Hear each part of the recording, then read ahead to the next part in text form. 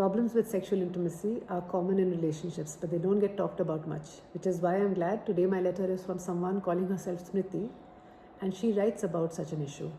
Now, this is not a replacement for couples or individual therapy, but I'm going to go over her letter and share some ideas. So Smriti writes, Dear Yash, my husband and I have been together for 7 years. It was an arranged marriage where I knew him for only 6 months. I was young at 24, naive, immature, and not exposed to the outer world. As soon as I got married, I discovered I had vaginismus. Vaginismus is involuntary spasming of the vaginal wall, a fear of penetration, etc. I was utterly terrified of getting pregnant. He didn't want to use condoms, and I did not want to use birth control, and hence we did not consummate our marriage in the first year. I made a massive blunder right there. I'll come back to that. He was a decent man, but we never really bonded emotionally. Later on, we stayed apart for 3 years because he was on an on-site assignment and I was studying. When we got together in the 4th year, he was a changed man. He had gotten abusive, in brackets, slightly physically and psychologically, for almost 2 years. Things only changed when I made a big deal out of it with his family. They blamed it on my vaginismus, but he did change quite a bit post that. Meanwhile, we, in brackets I, did not make much attempt to have intercourse because I was never happy nor felt safe during that period. He was also super frustrated and stopped initiating. Now he's a much better person and I am trying really hard to cure the vaginismus and hopefully it will sort out soon. But it seems to me he holds a lot of resentment against me. Brackets, rightfully so. How do I break that and establish the connection? I've tried therapy in the past but didn't feel very well listened to. And I feel extremely ashamed to talk to the therapist that I have vaginismus and chose to neglect it for 7 long years. It makes me wonder if I'm a manipulator for making him wait so long, and I'm not sure I can take anybody else blaming me. My husband's side of the family knows it and didn't take it well. I can't stop asking myself over and over again if I'm solely responsible for all this. Because of this thought, I forgive him for almost anything and everything. I don't fight back, nor express my emotion when I don't agree, nor when he was abusive. Unknown to me, I guess he's in therapy. He has therapists on his side of the family and is working on the relationship to get better. I'm almost certain that my vaginismus will be cured, but I'm not sure deep down if we can forgive each other. How do I forgive him and myself completely and start over afresh? I'm not really open to considering the idea of divorce yet. I'm emotionally dependent on him and dread the idea of it. And that's Smriti. Okay, thank you Smriti for writing. So first of all, I'm really glad that you wrote. I feel sad it's been hard on you, on both of you. It sounds like a complex situation which you've been dealing with for some time. But I also think there are reasons that you can be hopeful, and I'll explain why I feel that way towards the end. But to start with, you share you've been married for 7 years, out of which 4 you've been together. So in a way, it's still early stages for your relationship. Typically, a couple runs into some trouble. They're meant to run into some trouble after that honeymoon bonding phase. In the 2nd or 3rd year, differences start to emerge. Now, in your case, it sounds like the issues were there from the very beginning because of the lack of sexual intimacy. And you say that you didn't emotionally bond with each other, and sexual and emotional intimacy are interrelated, so there could be a cycle over there.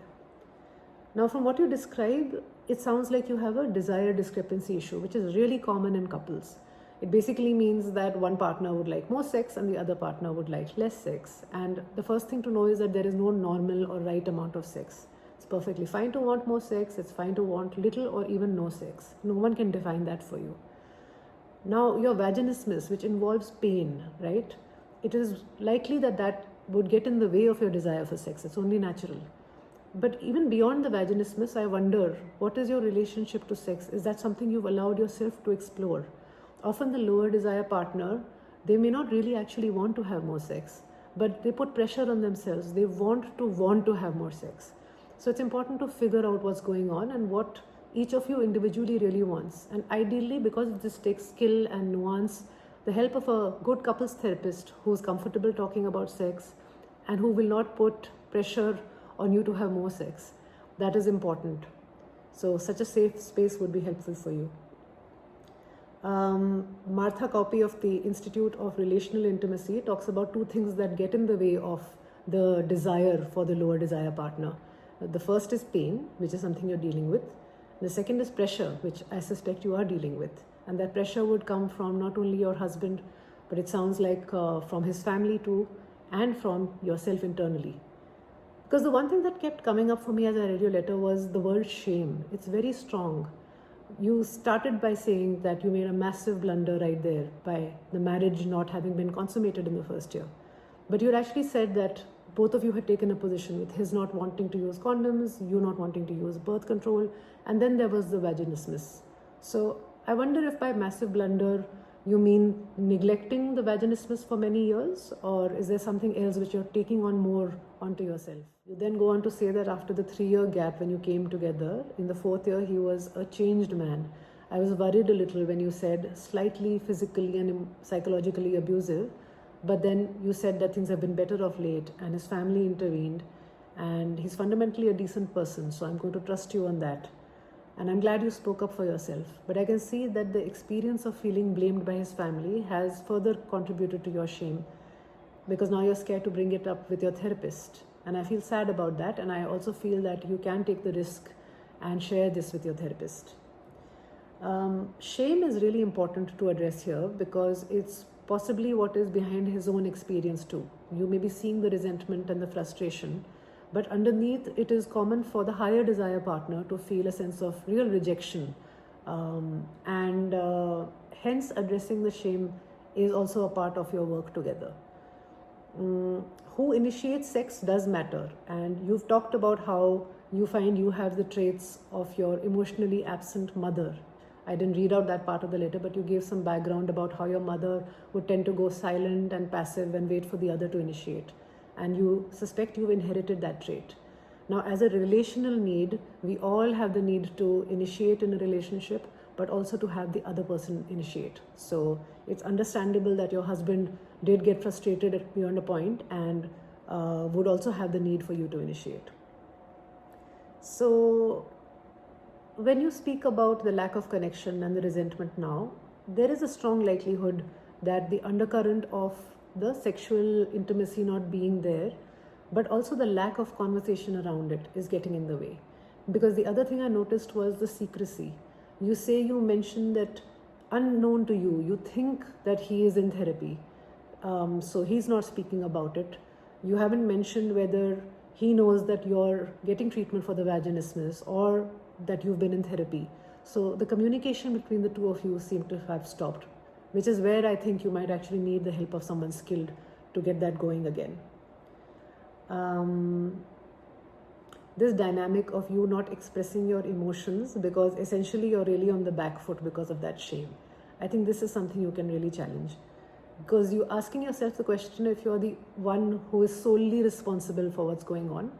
And since all relationships are co-created, I think you can take some comfort in the fact that you cannot be solely responsible for the dynamics of your marriage. And it's important to distinguish between shame, which becomes about me as a person and is not useful as an emotion really. Differentiate between that and guilt or regret, which actually can be functional, because they are about our behaviors and our actions, and we can choose to make different choices. So that's more empowering if you start to think about what you regret doing or not having done and what you'd like to do differently. So if you change that frame, that could actually empower you. Another clue to the fact that you're not solely responsible is the family dynamics. Apart from your family of origin dynamics, you mentioned that your husband also has a controlling father who used to punish him a lot, and you're seeing some of those signs coming up in him. So there is something there that both of you have created, and the family of origin dynamics also should be examined in therapy. Now, in a way, it's really good that you have been in therapy and possibly he's accessing therapy, we don't know. But one of my worries about individual therapy is always, are the two people involved working in the same direction? And that's why I'm a big advocate for couples therapy when the primary issue is the marriage itself. So in the end, Smriti, I guess I can summarize my messages to you in a few lines. Number one, you aren't solely responsible for all the problems in your marriage. It's always co-created. Number two, you can move from shame to thinking about functional guilt and regret, what you would like to do differently. Number three, you can get a head start on seeing that his frustration and resentment is possibly a function of his shame. It's very likely that it is. And while that should help you be more compassionate, it doesn't mean that you have to tolerate abusive behavior. So that's important for you to remember. I think strengthening yourself in your therapy and maybe taking the risk to trust your therapist with what's going on for you and even bring up the fact that you've been scared to bring it up is all fodder for good therapy. And if you experience judgment in that space, then it's entirely possible and very likely that you're not with the right therapist. It doesn't mean there's something wrong with you. Finally, you can challenge your mother's script, which you say you've inherited, of being silent and passive, and actually begin to share, reveal to your husband what's going on for you, and maybe inquire about whether he has been in therapy and what he thinks. And maybe it's something that you can initiate, which is the idea of actually working on this together, possibly with couples therapy. So with all of this, I'll end by saying why I think you have reasons to be hopeful. I think you still think of him as a good person. He did allow himself to be influenced in order to change his behavior. You're relatively in early stages of your relationship, so you can actually figure things out as you go ahead. You have acted more recently on the vaginismus, so that's a great first step. You recognize that you could have addressed it earlier, which is also part of you taking accountability, so that's also a good sign. You stood up for yourself and spoke up for yourself to his family and got their help, and he allowed himself to be influenced. So these are all good signs. And finally, I say that you have access and willingness for therapy, which I'm hopeful will really help you. And I can see how articulate you are, and I'm glad that you shared so much of yourself in your letter. And I hope these ideas have been helpful for you, and I wish you all the best.